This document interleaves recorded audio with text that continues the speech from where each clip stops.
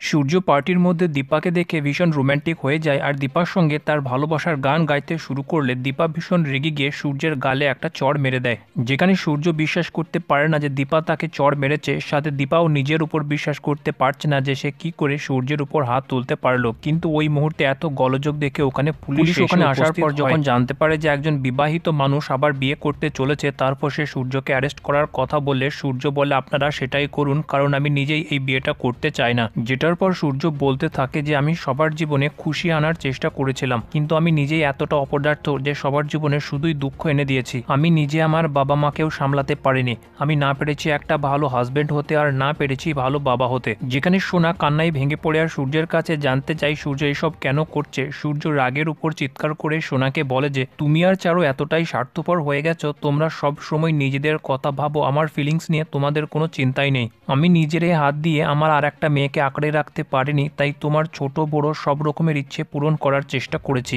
আর সারা জীবন আমি সেটা করার চেষ্টা করে যাব, কিন্তু দীপাকে আমি ডিভোর্স দিতে পারবো না, তুমি এই কথাটা শুনে রাখো। অন্যদিকে এই সমস্ত পরিস্থিতির জন্য সোনা দীপাকে দায়ী করে বলে যে দীপা সেনগুপ্ত, আপনি সবকিছুই জানতেন, এই বিয়েটা যাতে না হয় সেই জন্য আপনি নিজেই পুলিশের কাছে কমপ্লেন করে এই পরিস্থিতিটা তৈরি করেছেন। তখন পুলিশও তাদেরকে জানায় যে সোনা যেটা বলছে সেটাই সঠিক। একজন মহিলা ফোন করে বলেছিল যে তার হাজবেন্ড আর একটা বিয়ে করতে চলেছে, আর এই কথাটা শোনার পর সোনা এতটাই রেগে যায় যে সে দীপাকে অপমান করার তার সব সীমা ছাড়িয়ে যায়। আর সোনার কথায় নিজের রাগ সামলাতে না পেরে দীপা সোজা এসে সোনার গালে একটা চড় মেরে দেয়। তারপর দীপা পুলিশদেরকে জানায় যে সূর্যের যে ওয়াইফের কথা হচ্ছে সেই হচ্ছে দীপা, কিন্তু এই বিয়েতে দীপার কোনো আপত্তি নাই, দীপা সূর্যকে ডিভোর্স দিতে রাজি আছে। তারপর চারু দীপাকে কথা শোনাতে শুরু করে যে সেদিন যখন ডিভোর্স দেওয়ার কথা ছিল তখন তো তুমি ডিভোর্সটা দাওনি, আর এখন কেন নাটক করছো। চারুর দীপার সাথে এমন কথা বলার জন্য সাক্ষ্যদেব রুখে দাঁড়ায় আর চারুকে বলে যে একজন মহিলা হয়ে আপনি আর একজন মহিলার সাথে এমন কথা কি করে বলতে পারেন।